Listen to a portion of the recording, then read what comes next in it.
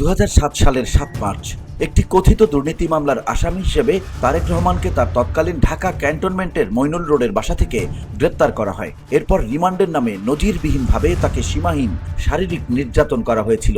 সেই সময় তাকে কিভাবে নির্যাতন করা হয়েছিল তার সামান্য কিছু তথ্য তিনি জানিয়েছিলেন আদালতে। সম্প্রতি এই বিষয়টি আবারও ওঠে বিএনপির মিডিয়া সেলের আহ্বায়ক ডাক্তার মওদুদ আলমগীর পাভেল ও শিক্ষক গবেষক ডক্টর সাইমুম পারভেজের সম্পাদিত সদ্য প্রকাশিত তারেক রহমান সংগ্রাম ও রাজনৈতিক যাত্রা নামক বইয়ে। ধুলো, ময়লা ও ক্ষতিকর ধূলিকণা থেকে নিমিষেই মুক্তি দেয় চৌধুরী এয়ার পিউরিফায়ার। এর শক্তিশালী সাকশন ঘরের কোনায় কোনায় লুকিয়ে থাকা সকল ধুলা টেনে ফিল্টার করে এবং বের করে আনে নির্মল ও স্বাস্থ্যকর হাওয়া। আদর্শ প্রকাশনী থেকে প্রকাশিত সেই বইয়ে লেখা হয়, তার এই কারাভোগে সহ্য করতে হয় সীমাহীন শারীরিক নিপীড়ন। বন্দী অবস্থায় একজন প্রথম সারির রাজনৈতিক ব্যক্তিত্বের ওপর এই ধরনের নির্যাতনের নজির খুঁজে পাওয়া কঠিন। তাকে বারবার চাপ দেওয়া হয়েছিল রাজনীতি ছেড়ে দেওয়ার জন্য। রাজি না হওয়াতে তার উপর ভয়াবহ নির্যাতন চালানো হয়েছিল।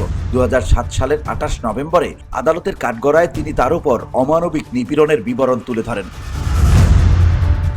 সে সময় তারেক রহমান আদালতকে বলেছিলেন, জিজ্ঞাসাবাদের নামে রিমান্ডে নিয়ে অজ্ঞাত স্থানে চোখ বেঁধে আমাকে নিগৃহীত করা হয়েছে। আমি একজন রাজনীতিবিদ, কোনো সন্ত্রাসী নই। এর আগে আমার চিকিৎসার জন্য আদালত নির্দেশ দিলেও ব্যবস্থা নেওয়া হয়নি। এবার রিমান্ডে নিলে আমি আর বাঁচব না।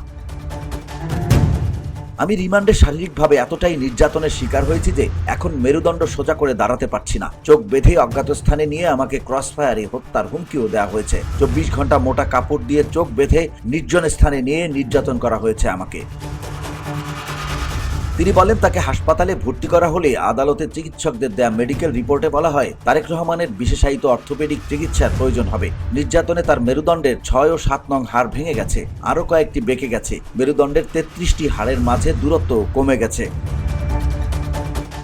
এমনকি আদালত রিমান্ডে নেয়ার আদেশ শিথিল করে তা কমিয়ে 1 দিন ধার্য করে ও জিজ্ঞাসাবাদকারীদের সাবধানতা অবলম্বনের আদেশ দেয়। তারেক রহমানের উপর নির্যাতনের বিবরণ প্রকাশ পেলে ধীরে ধীরে ক্ষোভে ফুঁসে ওঠে বাংলাদেশের বিভিন্ন অঞ্চলের সাধারণ মানুষ। 2008 সালে দেশ বিদেশের নানা প্রকারের বোঝাপড়ার সমীকরণে আওয়ামী লীগ পুনরায় ক্ষমতায় আসীন হয়। তত্ত্বাবধায়ক সরকারের আমলে দায়েরকৃত আওয়ামী লীগের নেতাকর্মীদের নামে দেয়া মামলা প্রত্যাহার করে নেওয়া হলেও বিএনপির নেতাকর্মীদের মামলা প্রত্যাহার করা হয়নি। এরপর শুরু হয় তারেক রহমানের বিরুদ্ধে আওয়ামী লীগের এক অন্তহীন অপপ্রচার।